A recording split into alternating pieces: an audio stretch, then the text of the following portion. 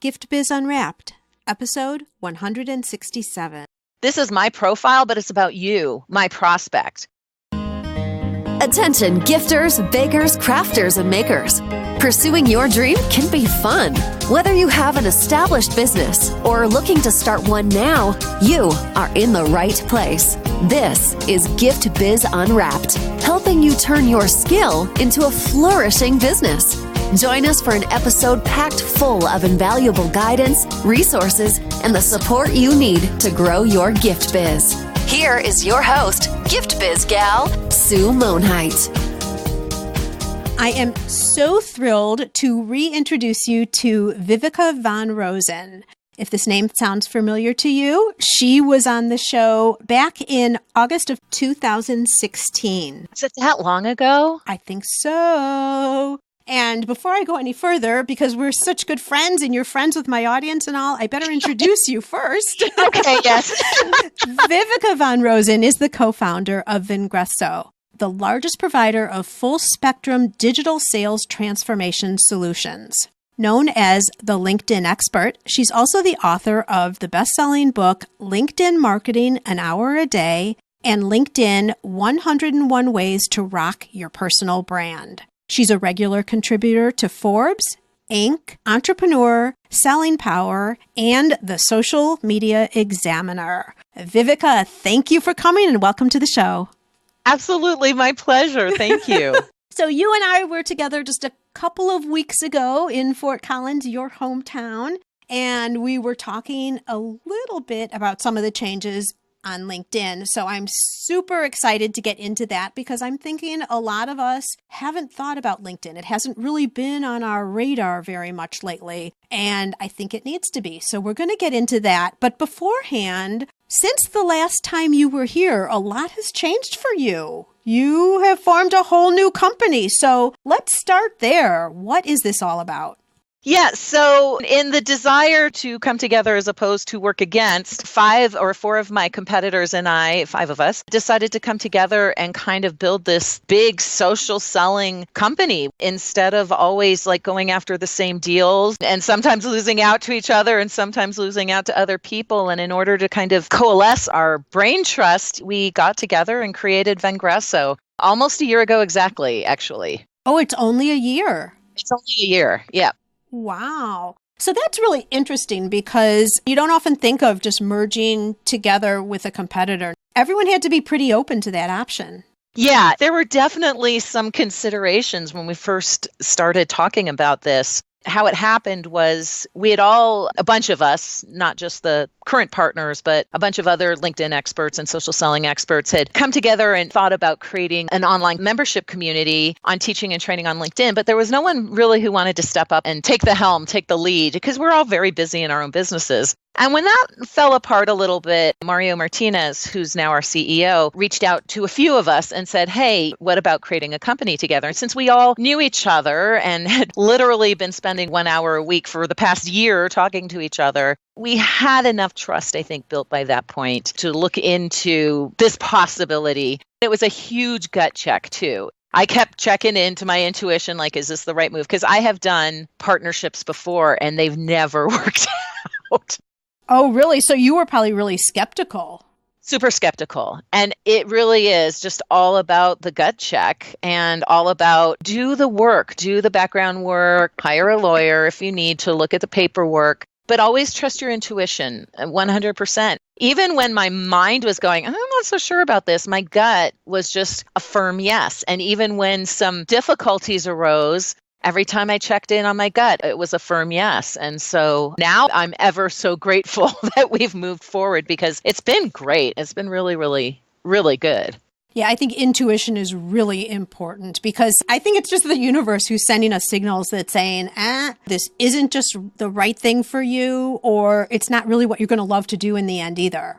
Yeah, exactly. It sounds to me like the whole, like what you've created with Vengreso is better than you all as individual parts. So do each of you bring something different to the table?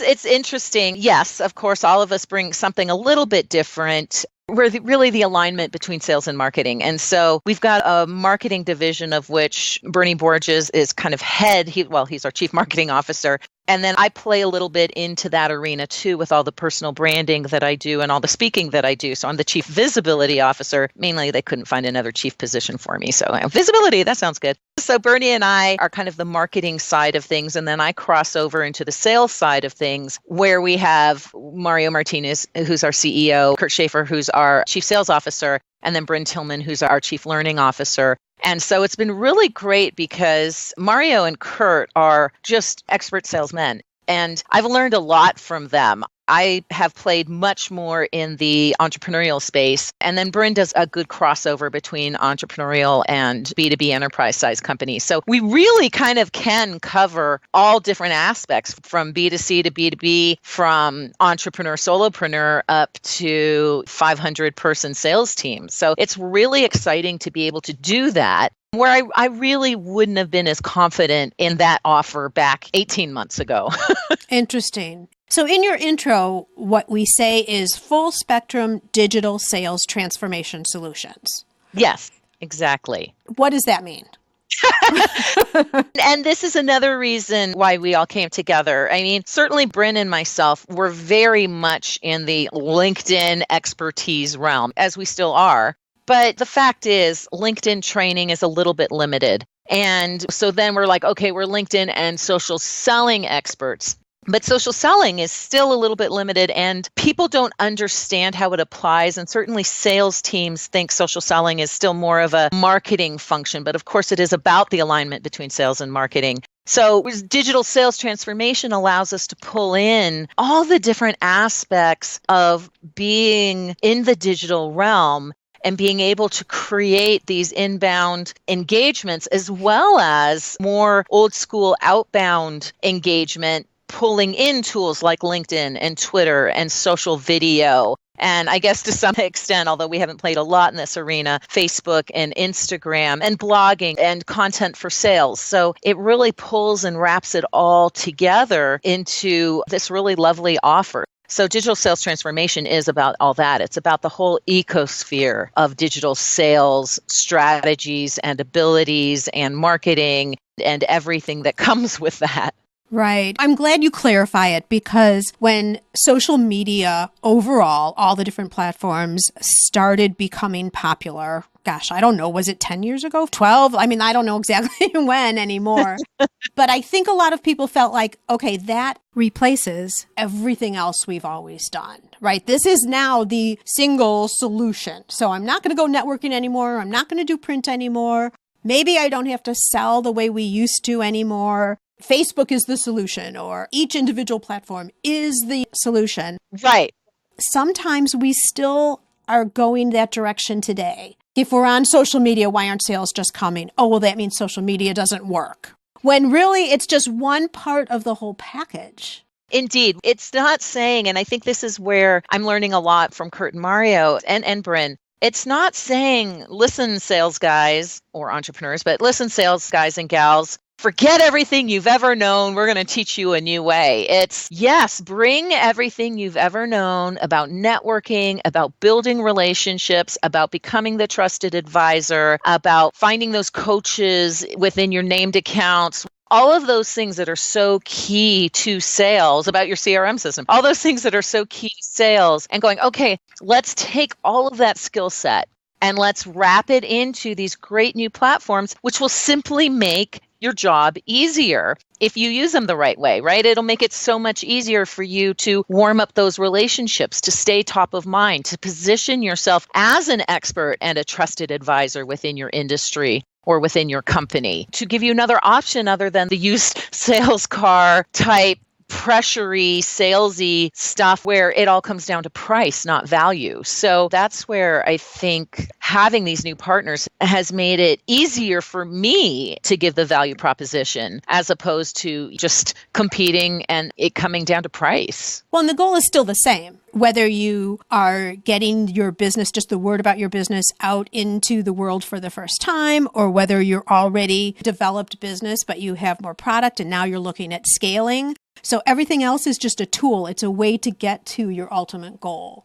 That's exactly right. These are just tools that we're giving you. And that's really about mindset, skill set, tool set, and then aligning it all between sales and marketing. That's literally kind of our mission statement. And I shared with you, and I want to share with the audience here too, something interesting that happened with somebody who's part of my membership group, Makers MBA. And that was she was combining different platforms together to reach her goal. And I'm just going to make this comment because it brings us nicely into LinkedIn, which is really what I want to focus on. As you know, Viveka, the people that we're working with are creators. They make something and they're getting their art out into the world. They want to share the beauty of what they create with other people and their business, right? So they're monetizing. Yeah, of course. Exactly. So based on the product, because this isn't right for all products, but based on this particular person's product, she was interested in getting into corporate business. And so, interestingly enough, I was so proud of her. She identified on Instagram that there was a new position filled in one of her target corporate accounts. So this was a prospect, a corporate prospect. Right. She found that out on Instagram, and then she transitioned that over and said, I wonder what else I can learn about this person. Now that I know their name, let me check their LinkedIn profile. Well, wouldn't you know? She looks her up on LinkedIn, gets a lot of background information, asks her to connect. This is the LinkedIn that we know already, right? Right, exactly. Asks her to connect. She accepts. Cut the story to the end. Now they have a meeting and she's going to get to start establishing a relationship with her and potentially down the road be able to land that corporate account. All of these are tools and you piece them together based on what your need is, what your goal is. Exactly right. And so a lot of people listening to this podcast and a lot of people in your community are probably like, well, LinkedIn's just B2B. But just like your member, I'm assuming she? Mm-hmm. Yeah. She saw the possibility in the B2B world. And so that's LinkedIn is more of a B2B platform than, say, Instagram or Facebook. But like you said, use all the tools at hand because you can still make those strategic relationships. You can still find partners. You can still find vendors. There's still a huge opportunity on LinkedIn for you, even if you are heavily engaged in the B2C world. Yeah, I mean, it starts out with LinkedIn as people, right? You're entering your account, you're sharing who you are as a person. And I think it did start out totally focused more corporate. Oh, sure. And job seekers, honestly, which of course it's so much more than that now. Well, and we're going to get into that in a second. Yeah. That's the good stuff because I want to learn about this too as we're talking. But I think it's person to person. So what I had just shared was a good example of the transition the platform's making. And I know that there's so much more. Let's dive into that. Let's talk about how the platform's changed. And I think maybe we should start. I have told you how much I love your newsletters. And I know now that the visual, like if we haven't gone and looked at our account for a while, there are some things we need to fix up there, right? Yeah, LinkedIn has, again, and this time they didn't do it right before I released a latest book. So thank you, LinkedIn. Of course. LinkedIn is making another big change to its user interface and as far as the look of the profile is concerned. So what's happened is the above the fold, and right now it's only really the above the fold area, but the background image has changed a little bit. The top of the fold where your header is and your experience and your contact info, all of that has shifted a little bit. And what I like about that is the old user interface, which by the way, I still have. It's you in the middle. It's your information in the middle. I think on a subconscious level, it makes people think like my LinkedIn profile is all about me. What I like about the new profile is your image and your contact, your photo and your professional headline, and then your contact information is no longer centered. It's off to the left a little bit. So that, I mean, on a subconscious level, I think it's like, okay, wait, this is my profile, but it's about you, my prospect. And how can I help you? And what can I do for you? So it's less centered on me and more on you, which I don't know if that was LinkedIn's intent or not. That's what I like to think. Because, of course, your LinkedIn profile absolutely needs to be your personal brand. And you absolutely want to pull in your company's branding into that personal brand. And that helps to build credibility. But in the end, your LinkedIn profile is there to let your prospects know what you can do for them. Unless you're actually looking for a job, and then ignore what I'm saying right now. But unless you're looking for a job, why would you have your LinkedIn profile be your resume? Why wouldn't you focus on your prospects, your buyer persona, and what their needs are? And one of my partners, Bryn Tillman, she says, you need to switch your LinkedIn profile from a resume to a resource. This is a difference, right? Yeah, it's huge. Because when we first started with LinkedIn, it was all about job searching. Exactly. And yes, if you're looking for a job, which most of the people listening to this podcast probably are not, then sure, you can leave it as a resume.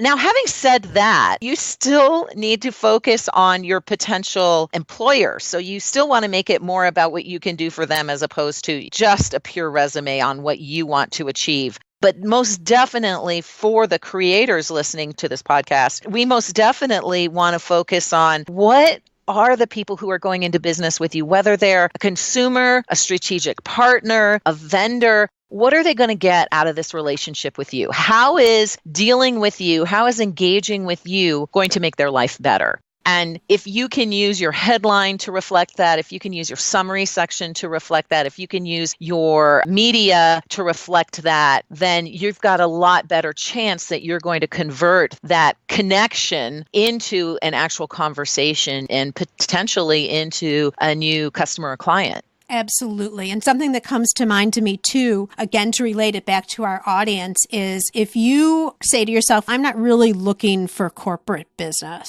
And I get the fact that maybe a customer would probably more go to my Facebook page. However, if you are someone who's looking at wholesale, then wholesalers would potentially come to your account because they want to know more about that soap you make.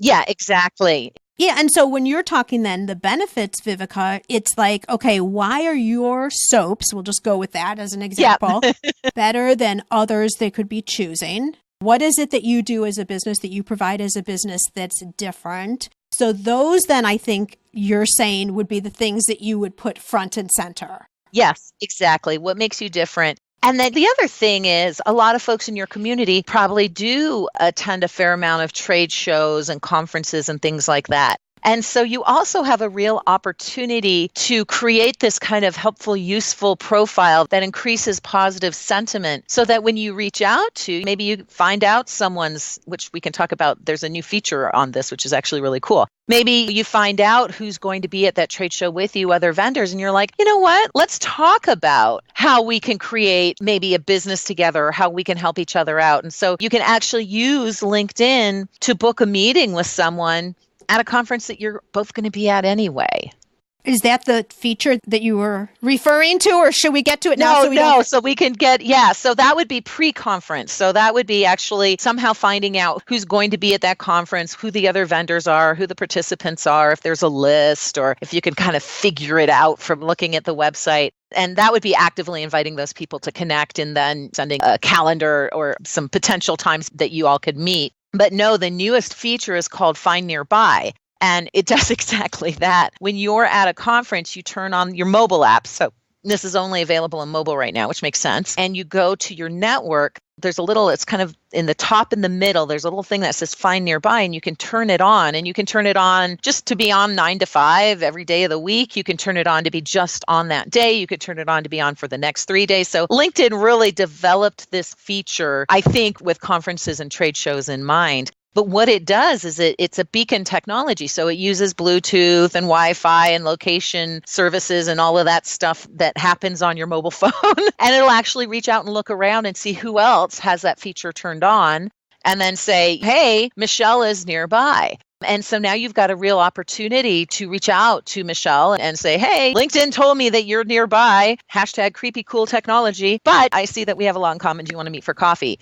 I did a video on this and someone said, so it's like Tinder for LinkedIn. And I'm like, yeah, but without the like creepy dating context. Yeah, seriously.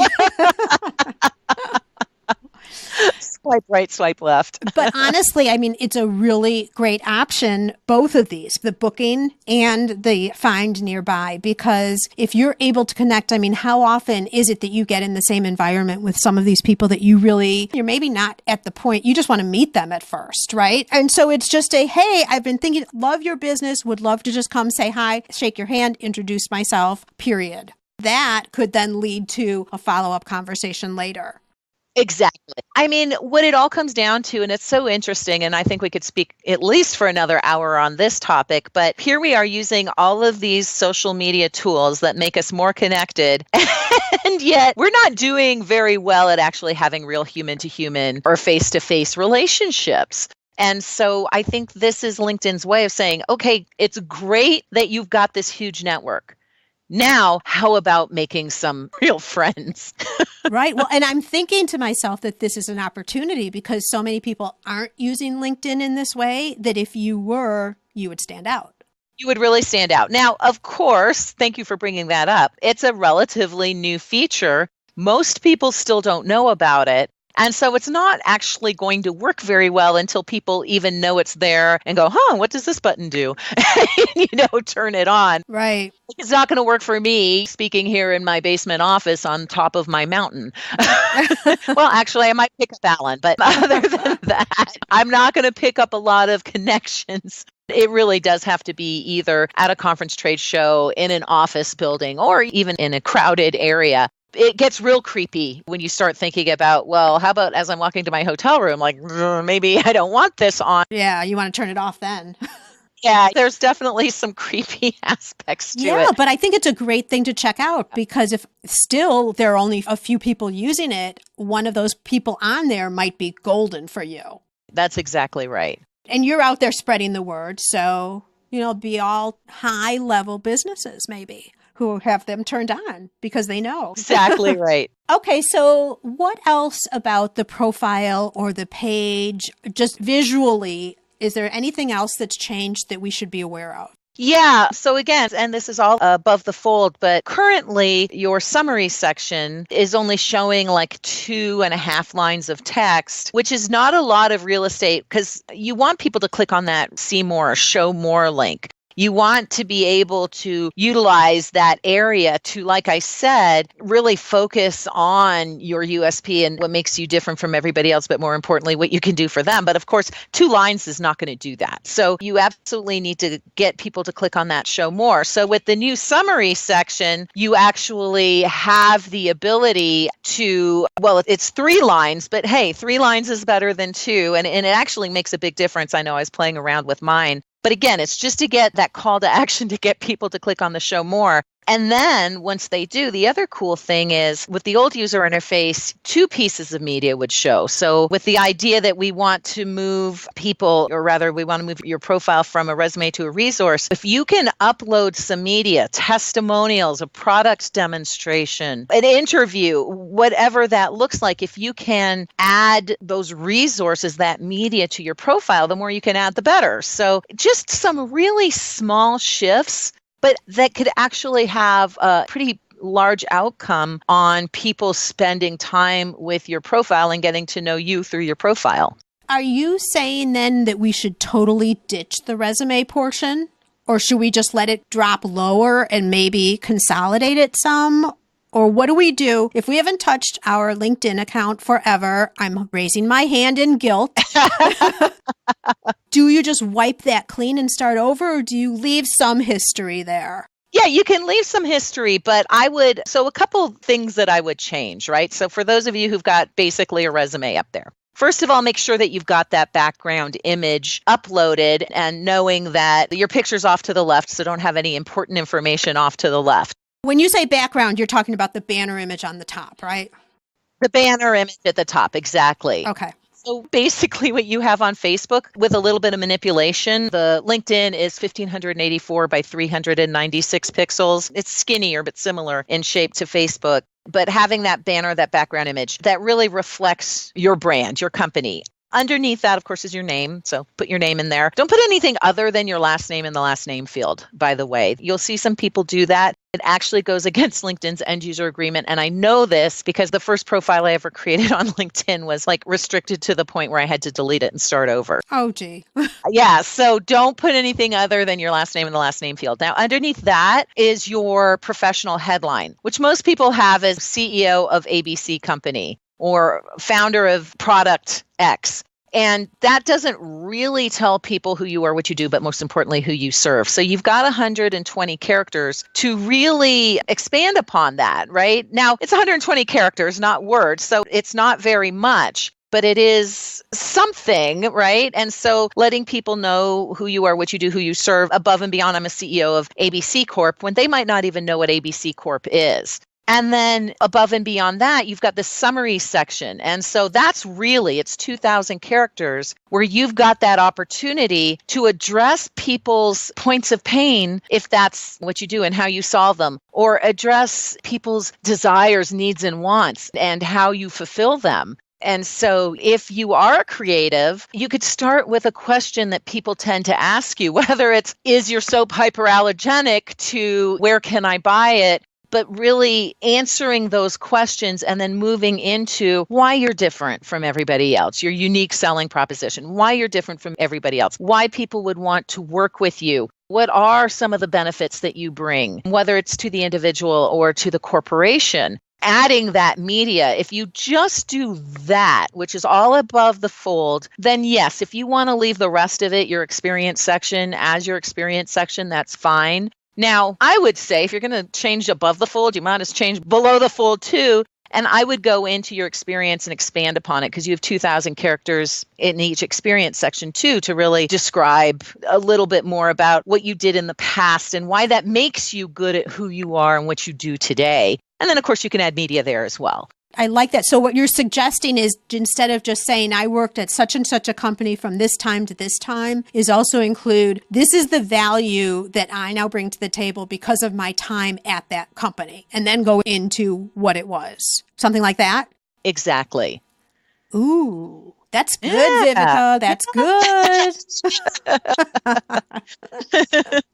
Okay, so that's all in experience. How far back should you go? What if you've had, you don't want necessarily where you worked in high school, right? Unless it leads to a story of where you are today. That's exactly right. Really, as long as it's relevant. Of course, if you're looking for a job, it needs to be more aligned with your resume, as we said. But yeah, as a business owner, just go back, not just to where things are relevant to what you're doing today, because that could have been like yesterday. Like, I started my business yesterday, so I only have one thing on LinkedIn. Don't do that. But any experience that really reflects your skill set. It doesn't have to be in your industry, but your skill set. So as an example, I still have the business I owned back in 1998, right? Jupiter Tack Room. I have the working as a professor at the university that I worked at back in, I'm not going to tell you how long ago that was. Oh, we can just look at LinkedIn, Viveka. Yes, you can. Selling cars, because now, while you might think I'm like ADD when it comes to businesses, it all had to do with speaking, with training, with selling, with marketing. So no matter what I did, I was always in one of those positions. So what I tell people is, any skill that you learned that you're still using today, and I don't care if it was selling cars or speaking to a room full of bored teenagers or running an enterprise-sized company, and now you started your own soap company. You learned skills, and you want to build upon and unpack those skills in your description section so that it doesn't look like you have career ADD. So that if people take the time to read through your LinkedIn profile, and quite frankly, like 0.00001% of the community will, but if people take the time to read through your LinkedIn profile, they can actually begin to see the path you took to where you are today, even if it seems at just looking at the company names or just looking at the titles that it's really discordant. And I would say that if someone's interested in looking at you, they might skim through. Yes. I've kind of forgotten. Are you able to edit, make things bolder, italic, all that kind of thing as you go through? No, not anymore.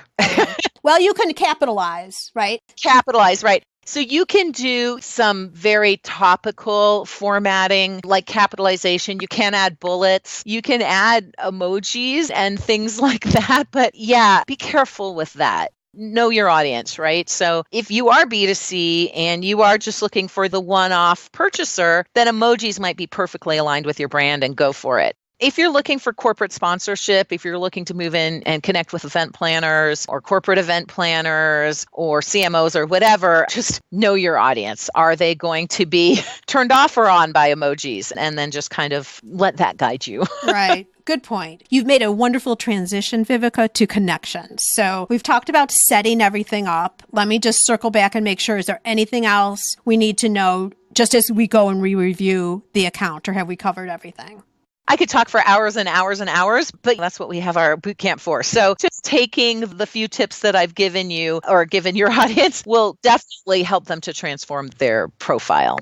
Okay. And GiftBiz listeners, I am going to link the article that Viveka did just recently talking about the changes and how you can set up the pixel size for the banner photo. I think you call it a background image, Viveka. So I'll link that up in the show notes so you can reference it there. So let's move on now that we understand this is not a resume site anymore. Right. And I think we all get that we can do some things with connections. We can find out where people are. We kind of know that top line only. How should we be using the air quotes new LinkedIn these days? So I'm loving what LinkedIn's doing with its messaging feature, messenger, messaging. They have to be a little bit different from Facebook. So they're calling it messaging, whereas Facebook calls it messenger. But it's honestly. Of course they do.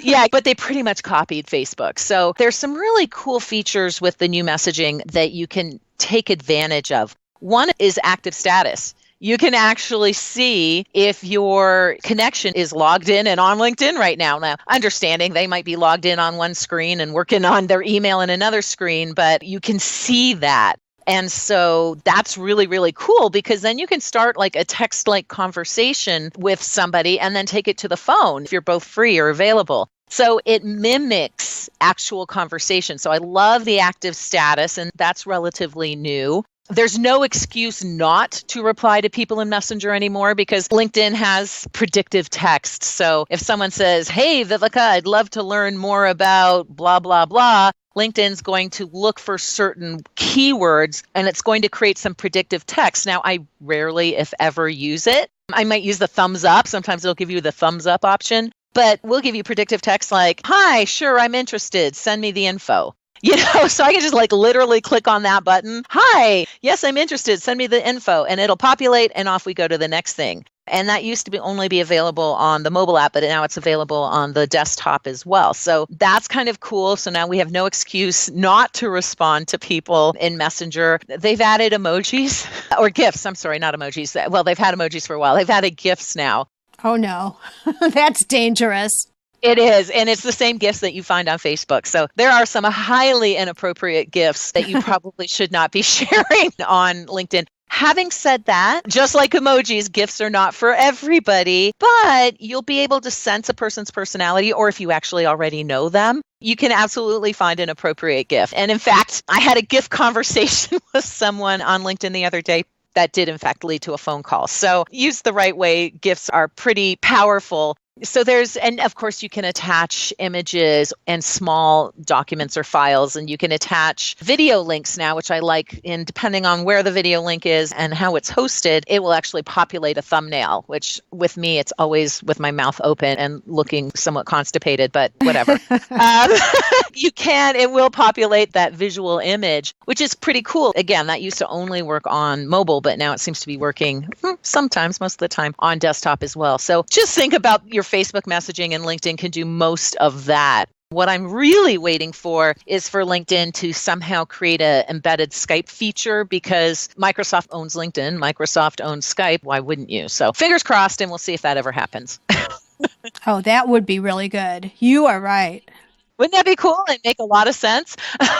Yeah. So I'm thinking that a lot of our listeners would be interested in LinkedIn in terms of trying to connect, kind of like the story that I mentioned at the top. Mm-hmm. Absolutely.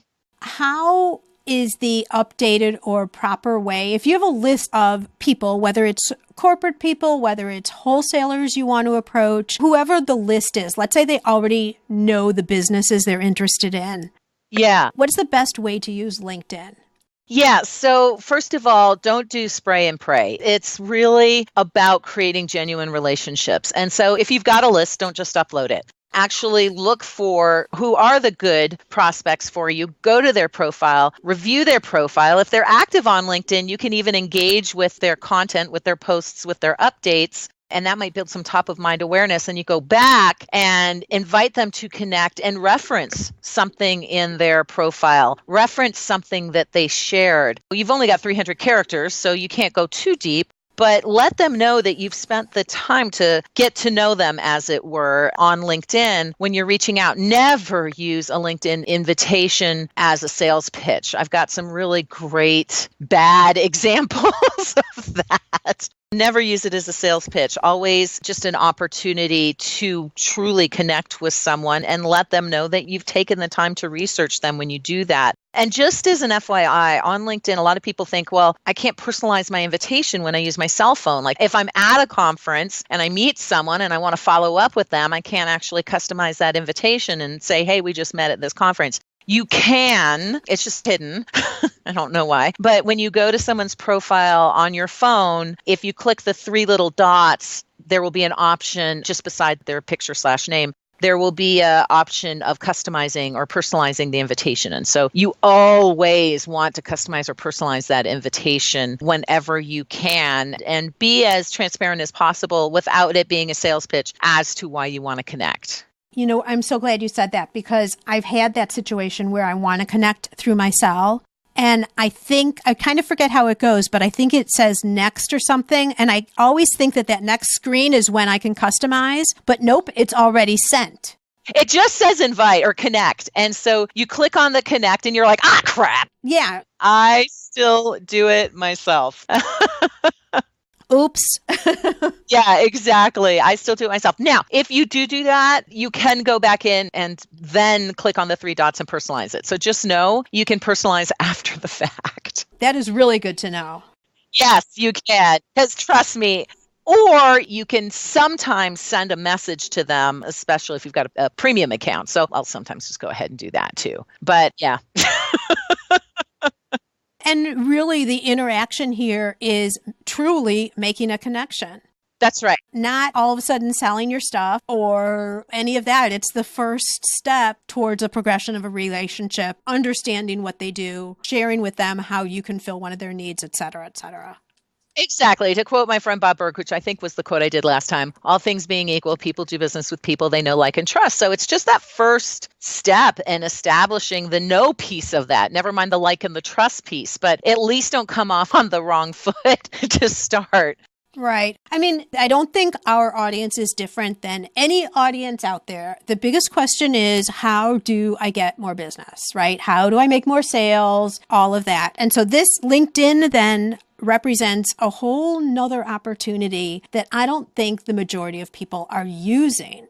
Where, yes, you should be out networking, and there's other social media, of course, and there's still the old-fashioned call people up on the phone. You know, you never know, or talk to the person who's in line with you at Starbucks. Seriously, you never. Exactly. And hey, if you've got the find nearby feature, there you go.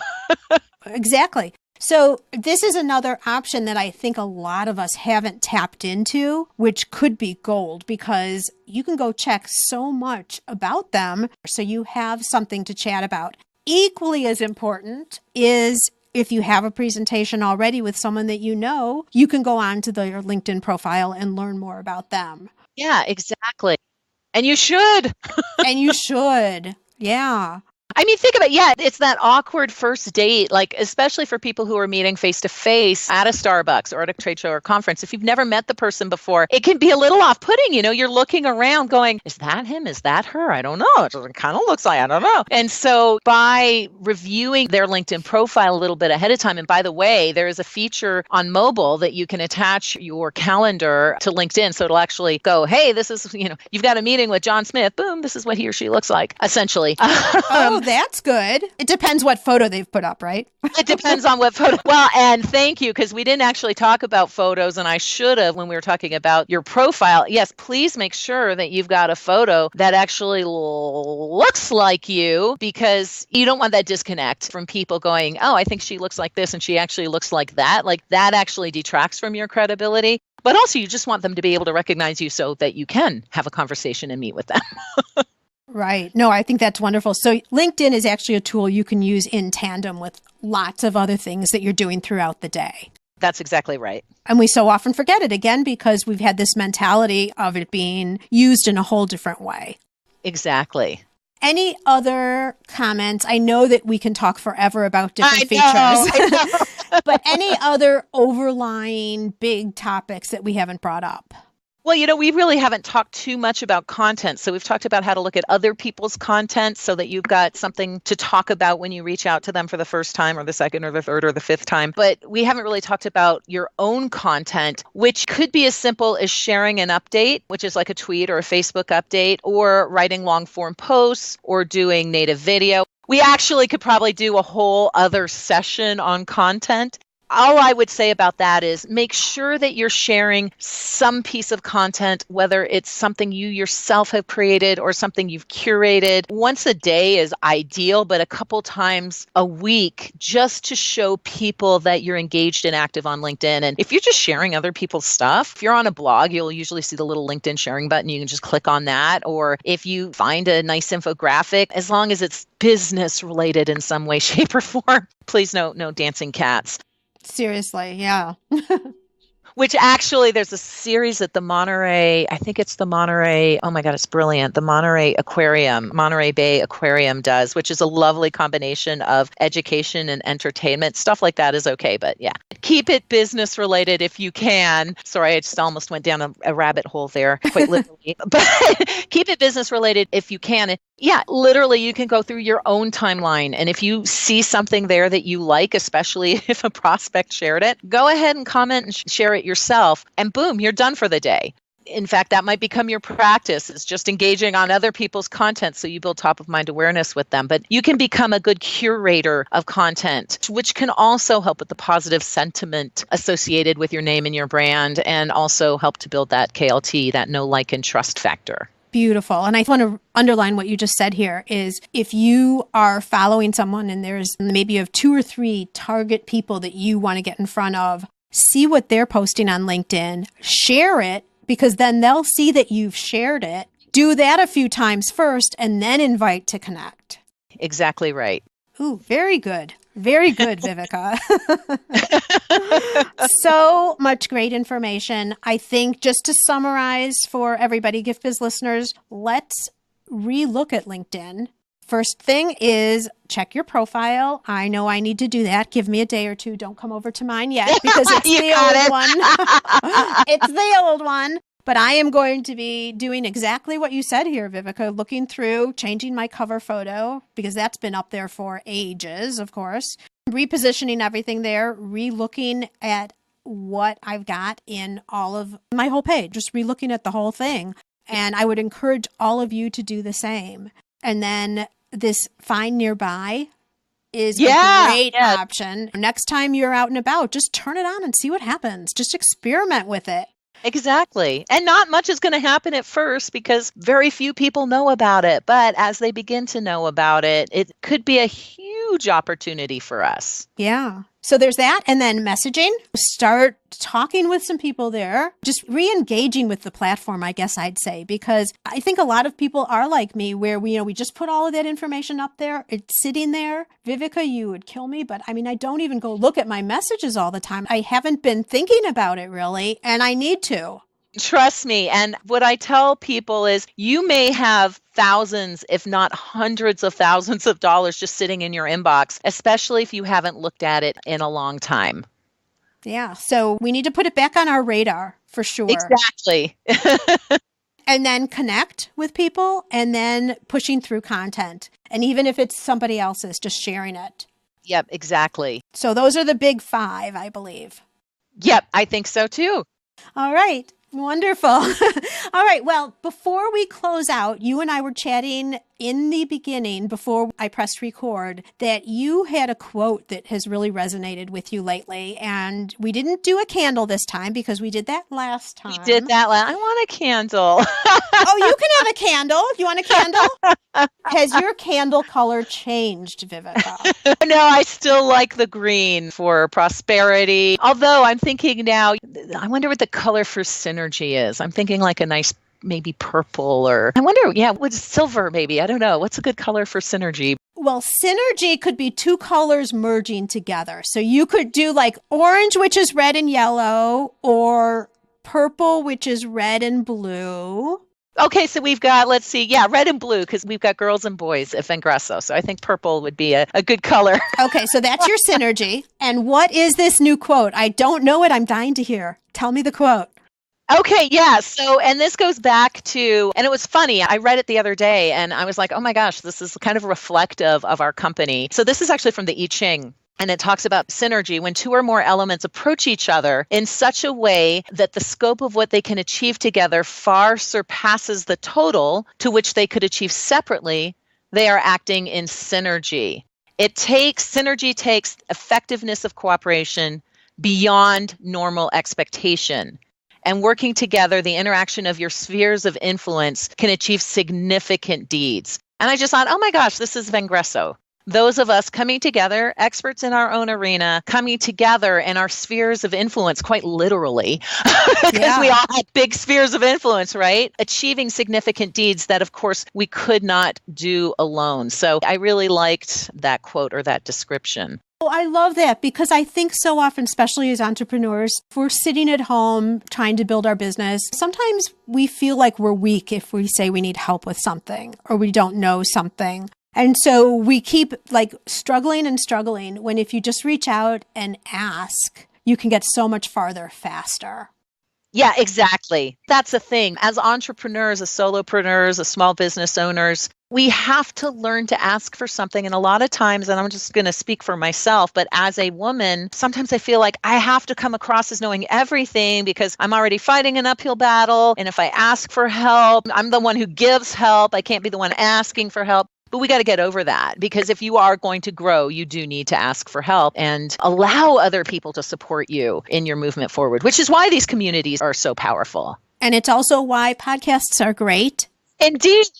In a way, you've been asking for help right now. And Viveka, you have shared with us help, right, on what to do with LinkedIn. So it comes full circle.